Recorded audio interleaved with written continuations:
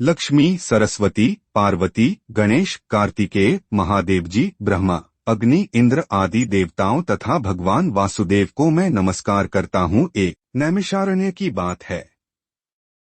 शौनक आदि ऋषि यज्ञों द्वारा भगवान विष्णु का यजन कर रहे थे। उस समय वहां तीर्थयात्रा के प्रसंग से सूत जी पधारे। महर्षियों ने उनका स्वागत सत्कार करके कहा। दो ऋषि बोले, सूत जी, आप हमारी पूजा स्वीकार करके हमें वह सार से भी सारभूत तत्व बतलाने की कृपा करें, जिसके जान लेने मात्र से सर्वज्ञता प्राप्त होती है। तीन सूत जी ने कहा, ऋषियों, भगवान विष्णु ही सार से भी सार तत्व हैं। वे सृष्टि और पालन आदि के कर्ता और सर्वत्र व्यापक हैं। वह विष्णु स्वरूप ब्रह्मा मैं ही हूँ। इस प्रकार उन्हें जान लेने पर सर्वज्ञता प्राप्त हो जाती है। ब्रह्म के दो स्वरूप जानने के योग्य हैं, शब्द ब्रह्म और परब्रह्म। दो विद्याएं भी जानने के योग्य हैं, अपरा विद्या और पराविद्या। यह अथर्ववेद की श्रुति का कथन है।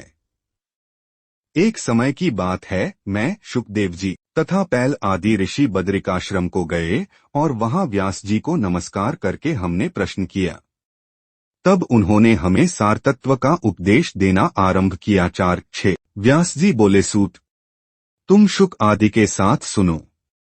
एक समय मुनियों के साथ मैंने महर्षि वशिष्ठ जी से सारभूत परात्पर ब्रह्म के विषय में पूछा था। उस समय उन्होंने मुझे जैसा उपदेश दिया था वही तुम्हें बतला रहा हूँ। सा वशिष्ठ जी ने कहा, व्यास, सर्वांतर्यामी ब्रह्म के दो स्वरूप हैं। मैं उन्हें बताता हूँ, सुनो।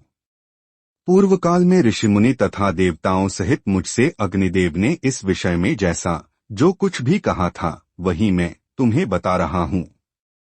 अग्निपुराण सर्वोत्कृष्ट है। इसका एक एक अक्षर ब्रह्म विद्या है, अतएव यह परब्रह्म रूप है।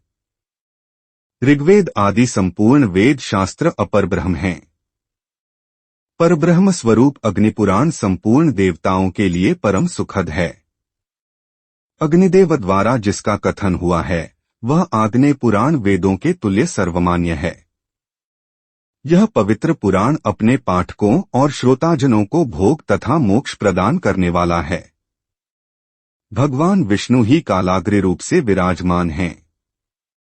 वे ही ज्योतिर्मय परात्पर परब्रह्म हैं। ज्ञान योग तथा कर्मयोग द्वारा उन्हीं का पूजन होता है।